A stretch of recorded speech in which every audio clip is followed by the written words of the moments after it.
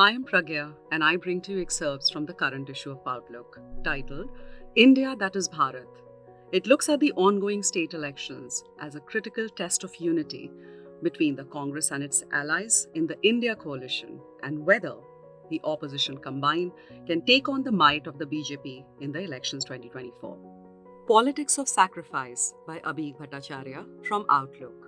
In December 2016, a few weeks after demonetization, Prime Minister Narendra Modi, while addressing a rally, said, "ज़्यादा से ज़्यादा क्या कर लेंगे? अरे हम तो फकीर आदमी हैं, झोला लेके निकल लेंगे. What can my opponents do to me? I'm a hermit. I will exit with my few belongings." While this part of his speech became famous in the following days through social media, it was not the first time that the projected image of a political leader as a fakir or saint got political traction.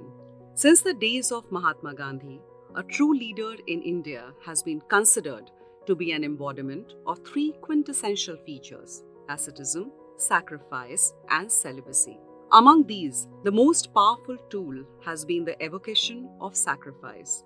As Modi was shown meditating in a cave in Uttarakhand just a few days prior to the declaration of 2019 general election results, his persona was viewed from the lens of abstinence, a stage where a person sacrifices the comfort of material life to achieve some high moral ground.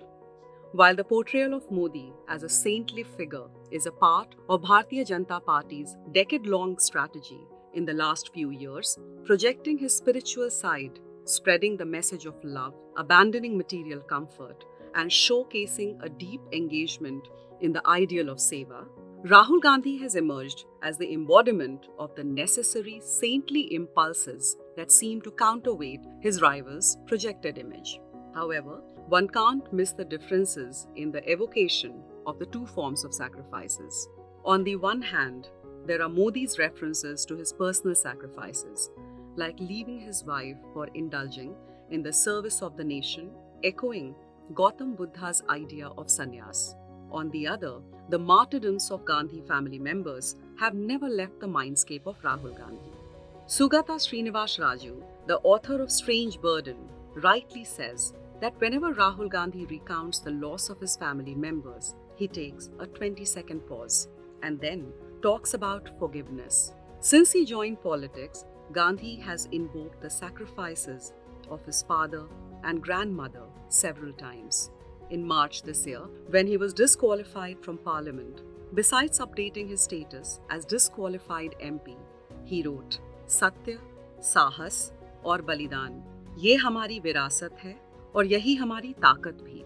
To emphasize the balidan, the post was accompanied with a video that showed Priyanka Gandhi addressing a rally and recalling her father's death. In the backdrop, one can see the archival shots of Rahul Gandhi carrying the body of his father during his last journey. Priyanka Gandhi says, "Rahul got out of the car and carried the dead body of my father in the scorching heat from Trimurti. And now, the son of a Shaheed PM is called anti-national." Referring to the sacrifices of a family, she adds, "The democracy of the country has been built upon the sacrifices my family members have made." For this and more, read the current issue of Outlook.